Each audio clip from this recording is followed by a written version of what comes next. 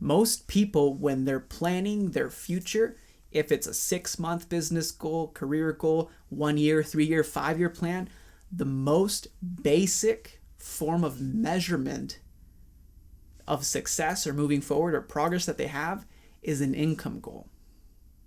And the most basic question that is asked during these brainstorming or clarity sessions is, what do I want?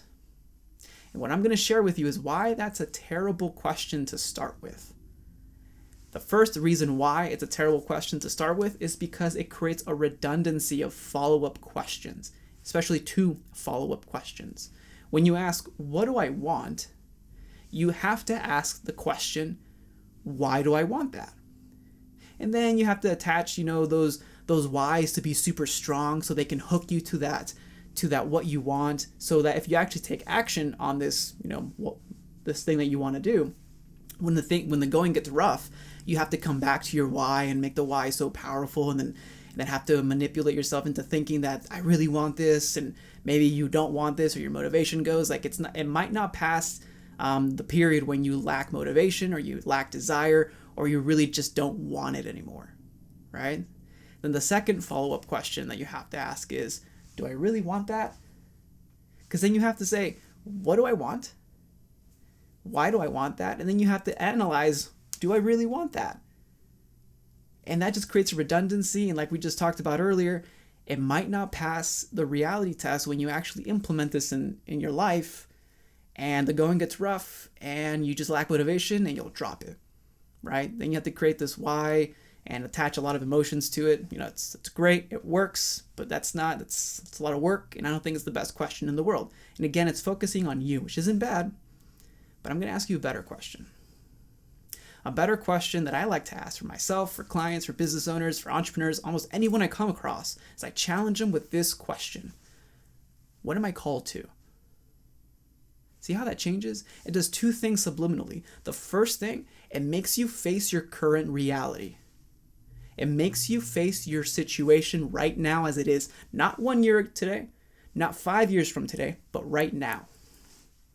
Asking what am I called to has you face your reality, face to face, and for some, that can get uncomfortable because some shy away from reality. Some actually try to avoid the reality or talk themselves out that it actually exists.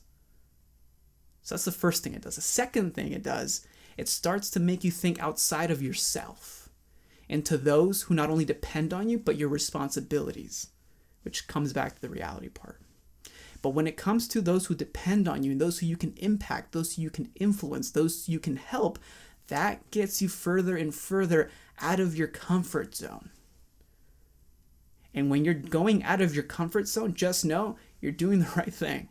When you have that feeling, just know I'm on the right path, even though it feels uncomfortable. It's kind of crazy. But anyways, when you ask that question, it gets you out of your comfort zone and it has you expand, because maybe you need to pick up skill sets or talents or something that you don't currently have, something that you need to learn, something that you need to build, something that you need to do in order to reach that call to, because it goes beyond you. It doesn't go inward, just thinking, what do I want, as me as a sole focus. It goes to, what am I called to, outward, what can I expand, how can I build, how can I grow? And just by shifting that question, I think you can not only arrive to maybe the same conclusion sometimes, because sometimes there might be the similar or same conclusion. However, the way you arrive to it is more empowering. It's more purpose-driven, and it allows you to focus. So when the going goes rough, you don't just think about, I'm not motivated anymore. You start to think about, man, I got people depending on me. I have responsibilities that I need to meet. If I don't meet them, no one else will. And that is stronger, and that's what's going to get you out when you don't feel like it. So instead of asking, what do I want? Start asking, what am I called to? And you'll see the difference.